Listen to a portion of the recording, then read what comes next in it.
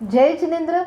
हम सुन रहे हैं संत शिरोमणि आचार्य श्री विद्यासागर जी मुनिराज जी का पूरा जीवन चरित्र कथा रूप से उस श्रृंखला की अब यह एक नई कड़ी।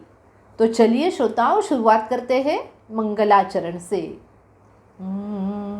विद्यासागर एक संत जैसे भावी अरिहंत। विद्यासागर एक संत जैसे भावी अरिहंत।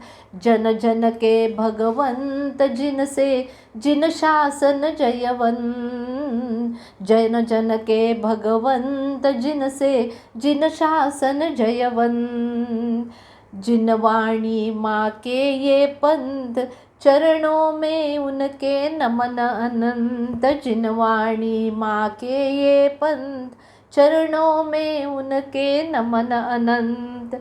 साधक वे निर्ग्रंथ ज्ञानी बड़े महंत। साधक वे निर्ग्रंथ ज्ञानी बड़े महंत।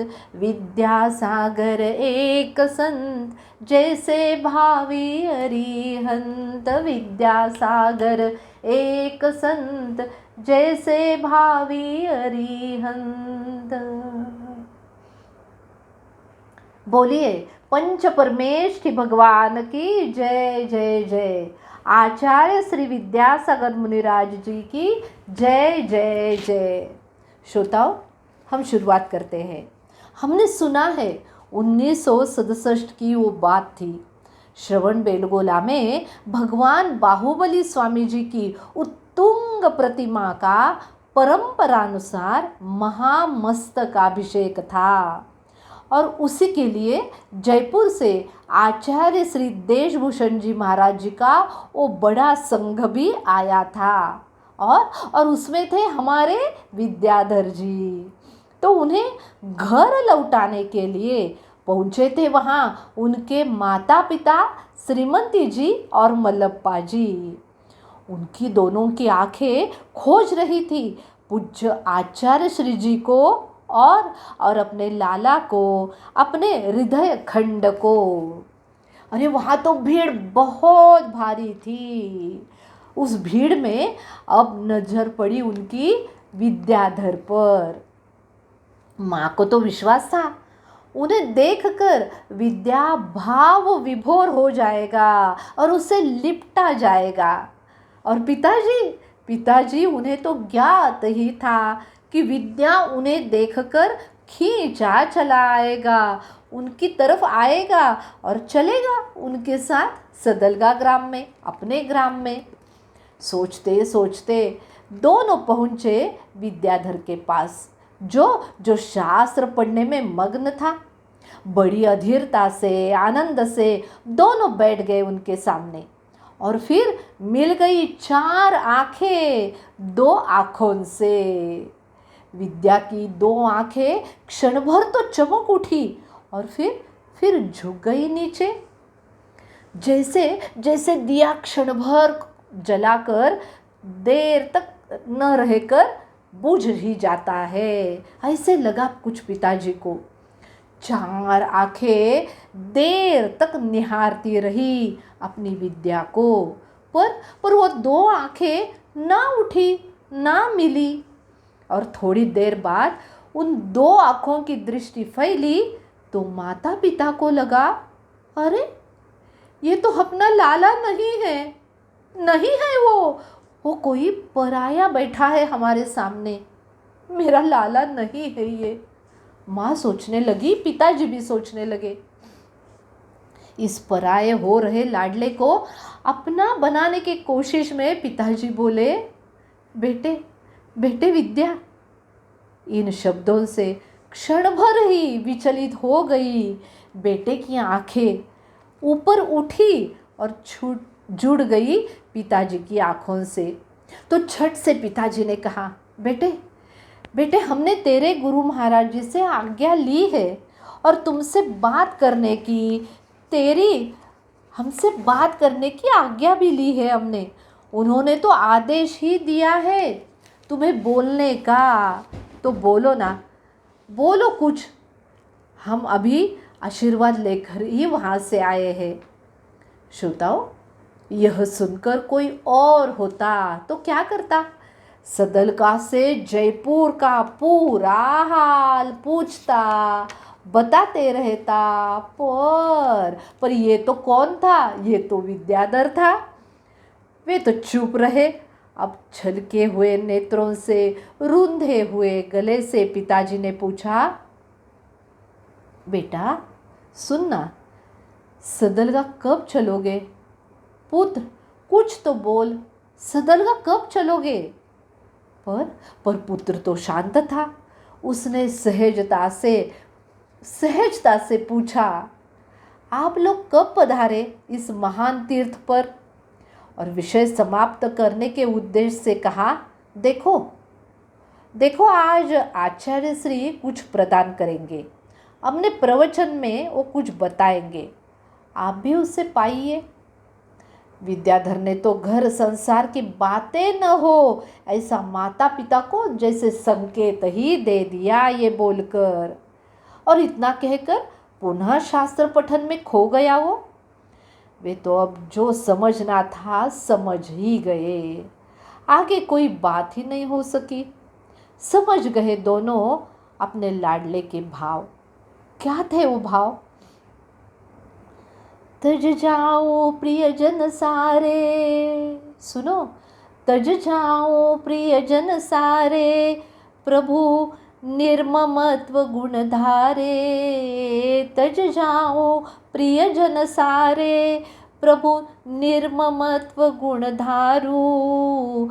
पर से संबंध हटाऊं, पर से संबंध हटाऊं, शिव शुद्ध दशा को पाऊं, मैं शुद्ध दशा को पाऊं। वहाँ बाहुबली जी की प्रतिमा के पास जय घोषों से पूरा आकाश बार बार भर जाता था। बाहुबली भगवान की जय। पूरा आकाश ऐसे जय घोषों से भरा हुआ था। सब दर्शन कर रहे थे आचार्य श्री जी के संघ का, प्रतिमा जी का। ऐसे धर्ममय वातावरण में अकेले अकेले थे श्रीमंती जी और मल्लप्पा जी। जो हृदय के पास था वो तो दूर दूर जा रहा था। ऐसे सोच रहे थे वो दोनों। अब लौटे खाली हाथ सदलगा और सोचने लगे अपने लाडले के कठोर निर्णय के बारे में। आखिर में क्या करते बेचारे? आखिर में स्वीकार किया उसके निर्णय का, नियति का, प्रकृति का। जो होना है वो होके ही रहेगा। दोनों ने मान लिया, स्वीकार कर लिया। घर तो पूरा अभी भी भरा ही हुआ था। 22 साल के महावीर बाबू, मीठी मीठी बातें करने वाले 13 साल के अनंतनाथ, सीधे गंभीर 11 वर्ष के शांतिनाथ, कामकाज में माँ का हाथ बटाने वाली 17 उम्र की शांता और दिन भर प्रश्न पूछने वाली सुवर्णा। इन सब में अब रमने का प्रयास करने लगे थे माता पिता। सबके साथ तो थे, पर विद्या के बिना मन से अकेले अकेले हो गए थे। अब यादें आ रही थी। माँ की नज़र एक सुंदर डब्बी पर गई और याद आया विद्या। उसने कहा था, माँ ये डिब्बी रख लो, कितनी अच्छी है। कभी तीर्थ यात्रा पर चलेंगे ना तो इसमें आप घी ले लेना। सामने ही तस्वीर देखी तो याद आया माँ को, किसी मेले में गया था। विद्या तो दरवाजे से ही आकर बोला था, माँ देख क्या लाया मैंने।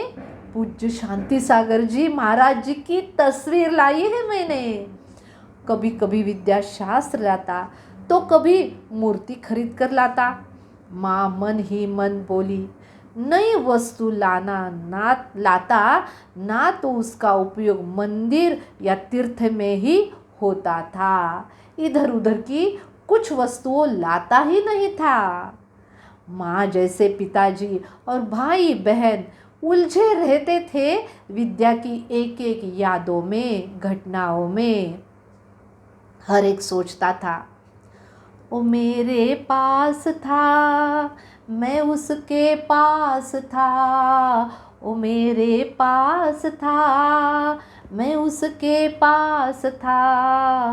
बीच में वो कौन था जिससे वो उदास था, बीच में वो कौन था जिससे वो उदास था। मिला अब जवाब उसका, सुनिए, मिला अब जवाब उसका, ओ नहीं सकता अब किसी का, ओ नहीं सकता ओ अब किसी का। उसे तो जवाब मिल ही गया और हमें समझ में भी आया। इधर इधर श्रवण बेलगोला में तो महोत्सव शुरू था। लाखों भक्त, व्रती, यारिका, मुनि, श्रावक बाहुबली भगवान के दर्शन, पंच तत्वों का गंधोदक और धर्ममय वातावरण में कर्म काटने वाले महापुण्य का लाभ ले रहे थे। वहाँ वहाँ आचार्य देशभूषण जी महाराज अस्वस्थ रहने पर कभी कभी डोली से वो चलते थे, तो डोली को कंधा देने के लिए युवक, श्रावक, शिष्य तैयार ही रहते थे। पर शिष्य विद्याधर तो इनमें सबसे आगे, अपना कर्तव्य निभाने के लिए मित्रों तक, मिलो तक फैसला तय करने के लिए, क्योंकि गुरु सेवा को सेवा न मानकर वो तपस्या मानते थे। एक दिन क्या हुआ, विद्याधर डोली धरने ही वाले थे तो उन्हें बिच्छू ने डंक मार दिया।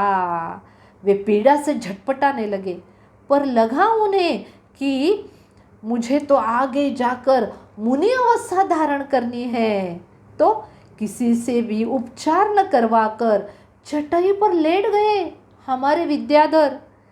दर्द को सहना और किसी से भी न कहना, यह पाठ विद्याधर ने प्रथम बार यही सीखा था।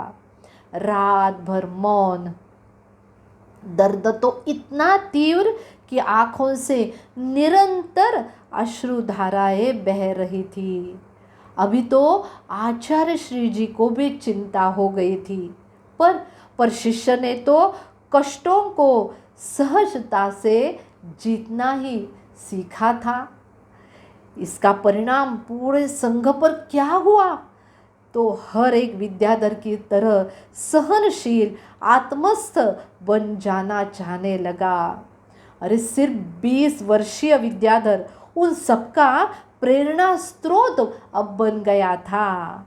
सुबह होते ही क्या हुआ, अरे सुबह होते ही सब देखते हैं बड़े आश्चर्य से।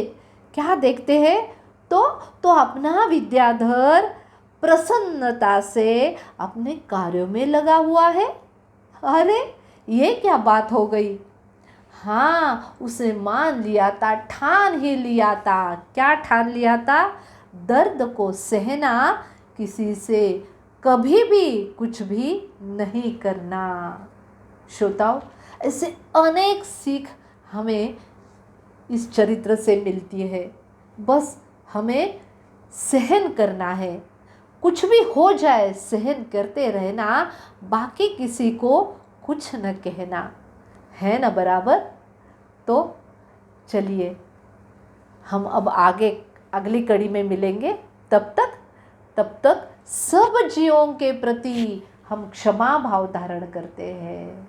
मंगल मंगल हो ये जगत में, सब मंगलमय हो। मंगल मंगल हो ये जगत में, सब मंगलमय हो।